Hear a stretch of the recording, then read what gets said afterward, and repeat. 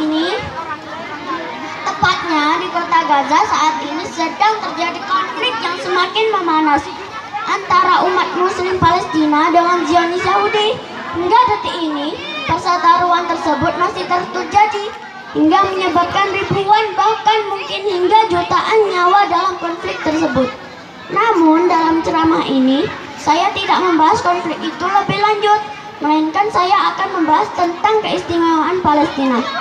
Ada apa sebetulnya di Palestina hingga seluruh umat muslim terpanggil untuk mempertahankan dan ikut memperjuangkan kemerdekaan Palestina?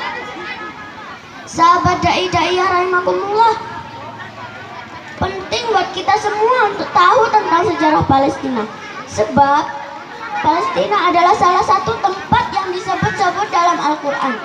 Salah satunya terdapat dalam surah Al-Ma'idah ayat 21. A'udzubillahi minasyaitonirrajim. Bismillahirrahmanirrahim.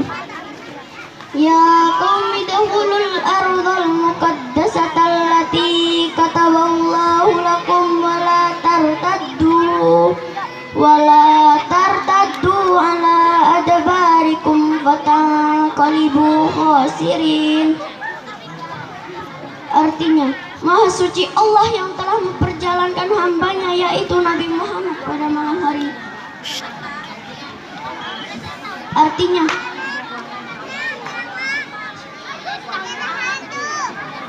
wahai kaumku, masuklah ke tanah suci, yaitu Baitul Maqdis, yang telah Allah tentukan bagimu, dan janganlah berbalik ke belakang karena takut kepada musuh.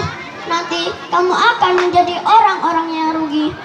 Hadirin rahimakumullah, adanya penyebutan Palestina dalam Al-Quran disebabkan tempat tersebut mengandung banyak sejarah dalam perkembangan Islam. Di sisi lain, kenyataan ini juga menjadi sebab kaum muslim mendukung kemerdekaan Palestina dari Zionis Yahudi. Pertama, Palestina adalah tempat terdapatnya Masjidil Aqsa, masjid tertua kedua di dunia yang dibangun Nabi Adam. Selain itu, Masjidil Aqsa pernah menjadi kiblat sholat kaum muslim selama 17 bulan setelah Rasulullah SAW berhijrah dari Mekah ke Madinah. Kedua, kota Baitul Maqdis di Palestina merupakan titik awal dan akhir perjalanan Mi'raj Rasulullah SAW.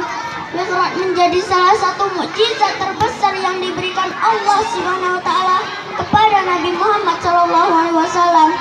Peristiwa Isra dan Mi'raj dikisahkan dalam surah Al-Isra ayat 1. A'udzubillahi minasyaitonirrajim. Bismillahirrahmanirrahim. Subhanalladzi asra bi'abdihi laylan minal masjidil haram ilal masjidil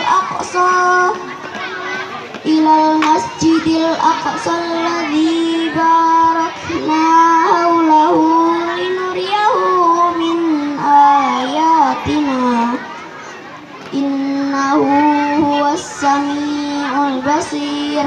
Artinya, Maha suci Allah yang telah memperjalankan hambanya, yaitu Nabi Muhammad, pada malam hari dari Masjidil Haram ke Masjidil Aqsa yang telah kami berkahi sekelilingnya, agar kami perlihatkan kepadanya sebagian tanda-tanda kebesaran kami. Sesungguhnya Dia Maha mendengar lagi Maha melihat.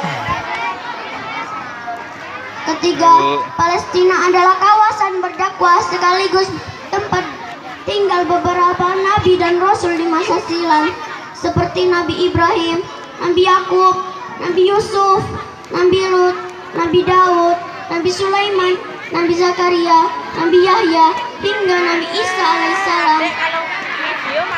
Dewan juri dan teman-teman rahimakumullah, oleh sebab itu kaum muslim sebaiknya dapat membantu saudara-saudara seiman yang ada di Palestina yang tengah dilanda konflik, minimal melalui doa. Dalam suatu riwayat dijelaskan bahwa Rasulullah SAW juga pernah mendoakan daerah Syam, Palestina termasuk di dalamnya, dengan doanya sebagai berikut. Allahumma barik lana fi Syamina wa fi Yamanina. Ya Allah, berkahilah negeri Syam dan Yaman. Hadirin kaum muslimin wal muslimat rahimakumullah. Maka dari itu, mari kita bantu saudara-saudara yang ada di Palestina sesuai dengan porsi kita masing-masing. Bila kita mampu membantu dengan harta, maka bantu dengan harta. Jika tidak bisa, maka bantu dengan doa. Dan bantuan yang terpenting dan terbaik yang harus diistiqomahkan oleh setiap muslim adalah dengan menegakkan sholat 5 waktu berjamaah di masjid. Sebab sejarah telah mencatat melalui jalur Masjidil Aqsa, Nabi Muhammad dimi'rajkan Allah Subhanahu wa taala sampai ke Sidratul Muntaha dan kembali dengan membawa hadiah berupa kewajiban sholat 5 waktu. Bagi umat Rasulullah Sallallahu Alaihi Wasallam, wasiat terpenting dalam tausiah ini adalah Palestina akan merdeka jika umat Islam bisa bersatu, dan persatuan umat Islam terjadi jika sholat berjamaah sudah ditegakkan. Kepentingan umat dikedepankan daripada kepentingan individu.